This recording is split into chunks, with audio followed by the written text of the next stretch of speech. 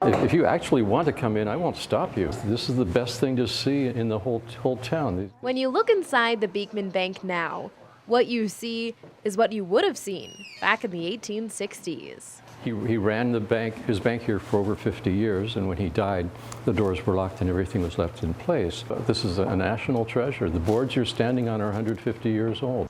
Much of it is authentic.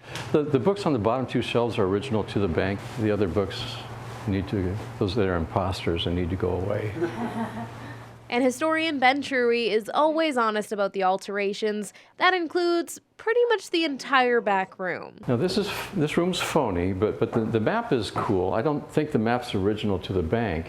But in the actual bank, some of the real items are so outdated. You can explain to me what all these inscrutable devices on the counter are for, and I'll tell you why you're wrong. Print out a check. Print out the numbers on a check. Is that close enough? Should we give it to him? It's a check protector. And I suspect this is where the phrase cutting a check comes from. One of Beekman's original items always draws the most interest. That's the vault. For such an important bank, it was kind of a lot of smoke and mirrors. While the walls are nice and secure, the roof, not so much. And the door, pretty much just put together with a bunch of junk. To impress the miners that this is the place to do business.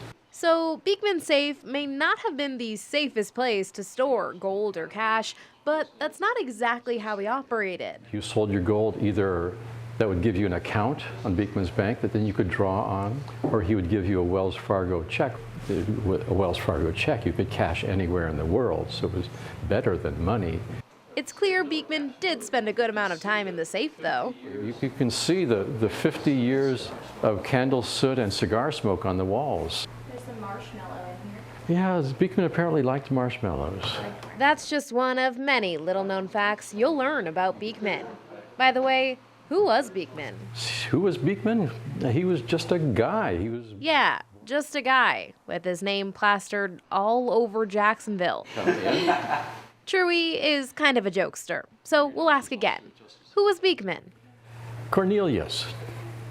And the middle initial didn't stand for anything. Like a lot of young men, he came west and with the gold rush. He came to Jacksonville in 1853 when the town was just a year old. 5,000 young, single, testosterone-fueled men digging in the dirt trying to make their fortune. At first, Beekman was in and out, making the 20-hour round trip to the closest bank in Wairika several times a week. Well, he was in his 20s, so he was Superman. He could tolerate that. But when the company he rode for went bankrupt, Beekman bought it. Then Beekman's Express became a Wells Fargo agency, and in 1863, a bank. This was actually the first bank in Oregon Territory. There were no banks north of California when this bank began. It's a place where Southern Oregon's history is still intact, and yet Truey says too many people just walk on by. People will come and look at the brochures and they'll stick their head through the door and then they leave because they can't pigeonhole it. They don't know what it is. You know, who knows? They could come in here and I might sell them a timeshare. It could be that bad.